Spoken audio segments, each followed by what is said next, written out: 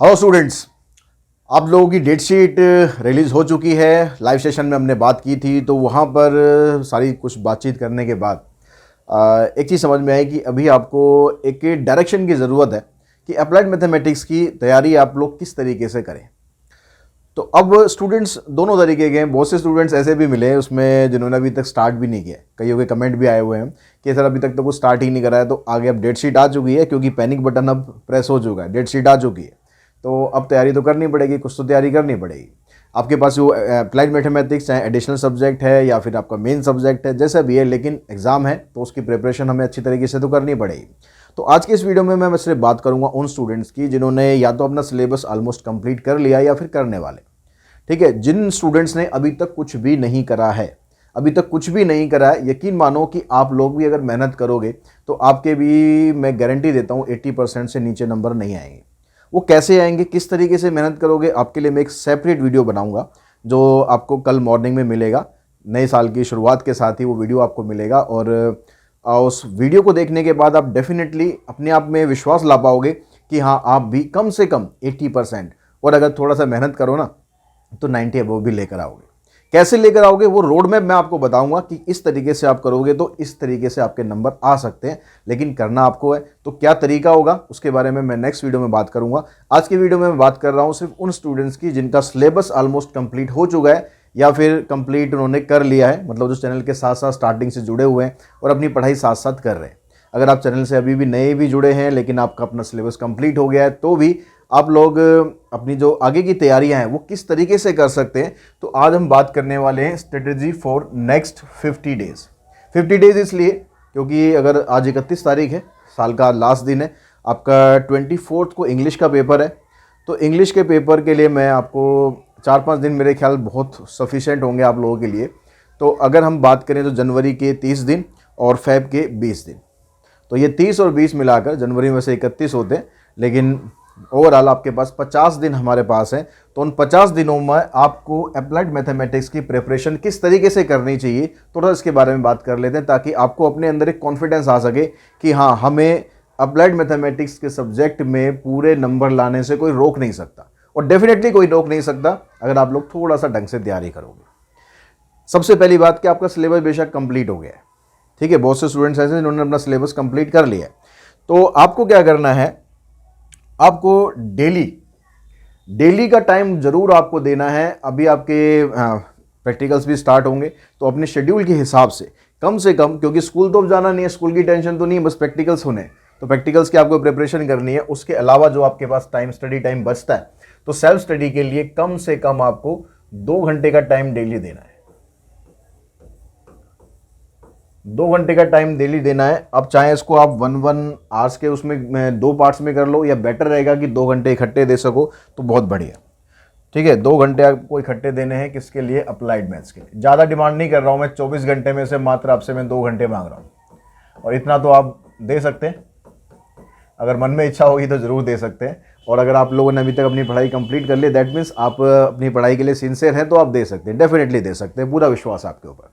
तो बस ये 2 घंटे का टाइम मुझे चाहिए। अब इन 2 घंटों में आपको करना क्या है? अभी तक पूरा सिलेबस करने के बाद आपको थोड़ा बहुत आइडिया लग चुका होगा कि आपका कौन सा टॉपिक वीक है। ठीक है, किस टॉपिक में अभी थोड़ी सी कमांड की ज़रूरत है, एक कॉन्फिडेंस की ज़रूरत है कि हाँ, ये टॉपिक अभी थोड़ा सा इतना हमारा रह रहा है कि हम इसको थोड़ा सा और अगर प्रैक्टिस कर लें तो हमारा ये बिल्कुल अच्छे तरीके से हो जाएगा, स्पेशली कैलकुलस। ठीक है, तो इन अब अगले 10 दिनों में, अगले 10 दिन तक, फॉर नेक्स्ट 10 डेज आपको यही काम करना है।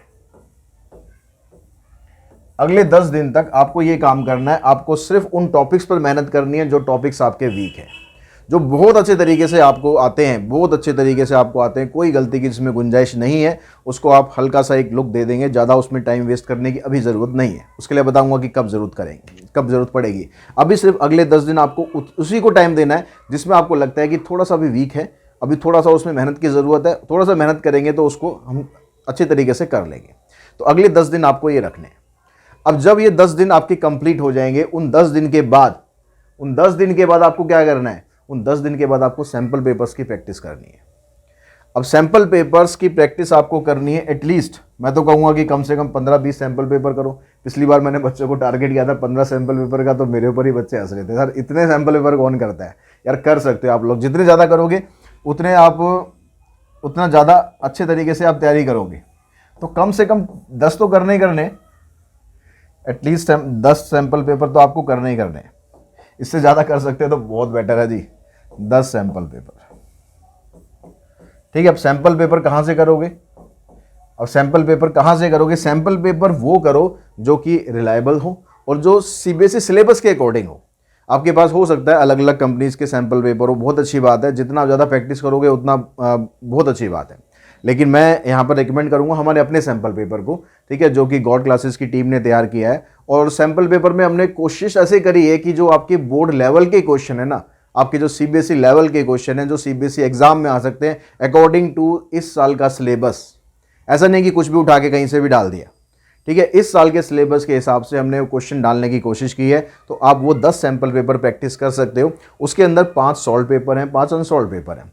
अब वो 5 सॉल्व पेपर हैं तो वो आपको ऐसे ही नहीं कर देने, ठीक है। वो पहले आप ये नहीं कि देख देख के सॉल्व लें तो देख देख के कर लेंगे, आप पहले ट्राई करेंगे। ट्राई करने के बाद अगर आपको लगता है पूरा पेपर खत्म होने के बाद, पूरा पेपर खत्म होने के बाद आप देखेंगे कि कहाँ पर कहाँ गलती रह गई है, ठीक है। और उसके बाद सबसे मेन बात होती है कि सैम्पल पेपर तो हम लोग कर लेते हैं, लेकिन जैसे मैंने पिछले भी एक वीडियो में बताया था कि प्रैक्टिस कैसे करनी है सैम्पल पेपर की, आप उसको डिटेल में देख लेना सैम्पल पेपर के बारे में और आपको अच्छा आइडिया लग जाएगा।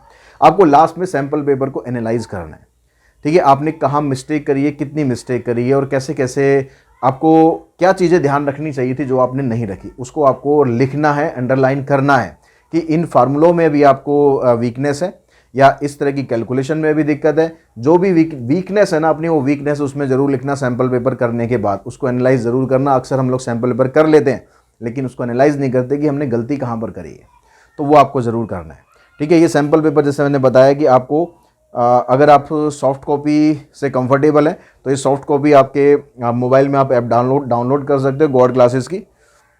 मैं आपको दिखा देता हूँ एक बार।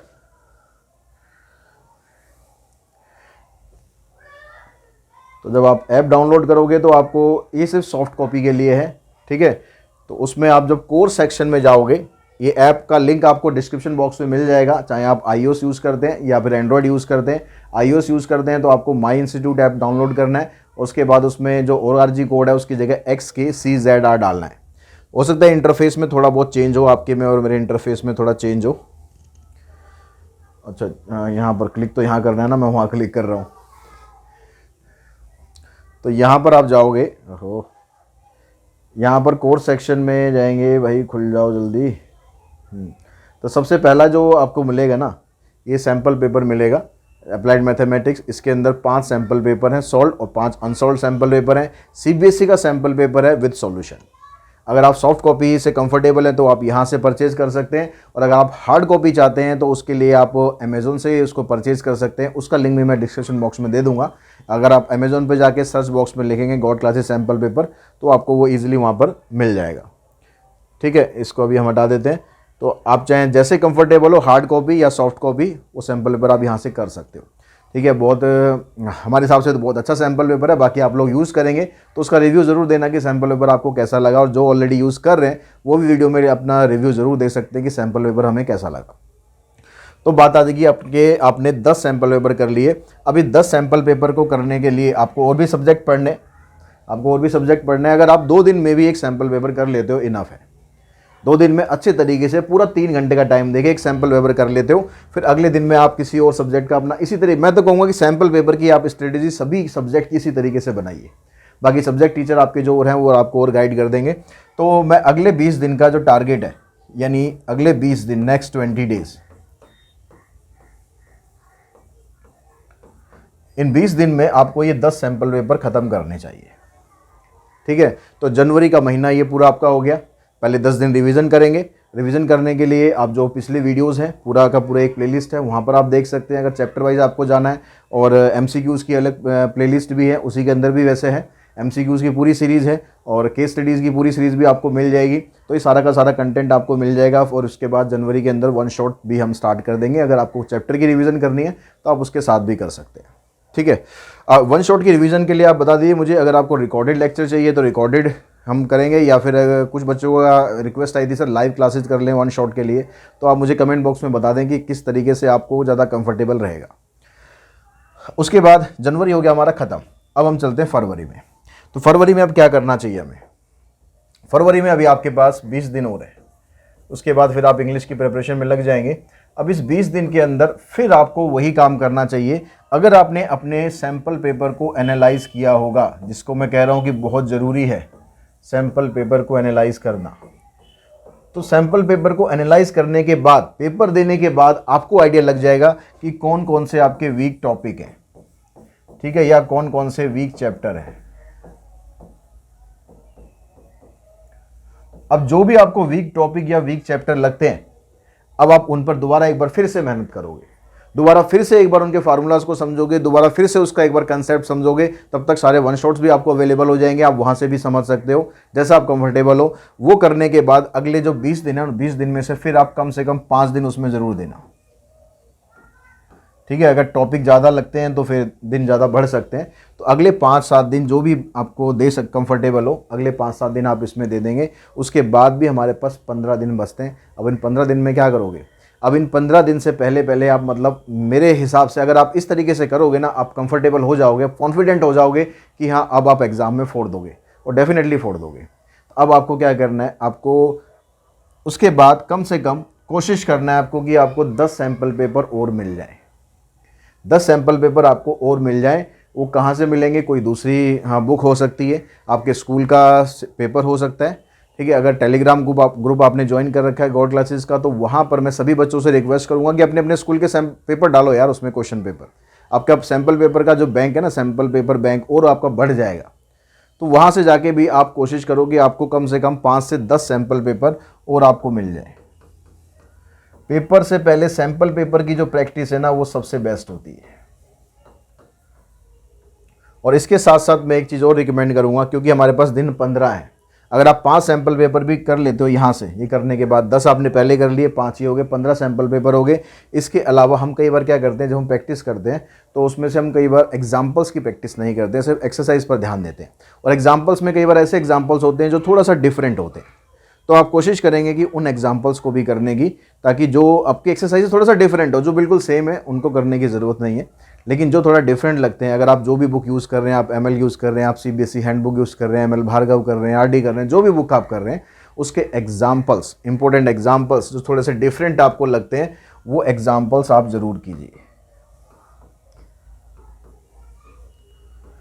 तो फरवरी में 20 तारीख तक आपको सिर्फ यही काम करना है, ठीक है। 5 सैम्पल पेपर प्रैक्टिस करने प्लस इंपॉर्टेंट एग्जाम्पल्स करने।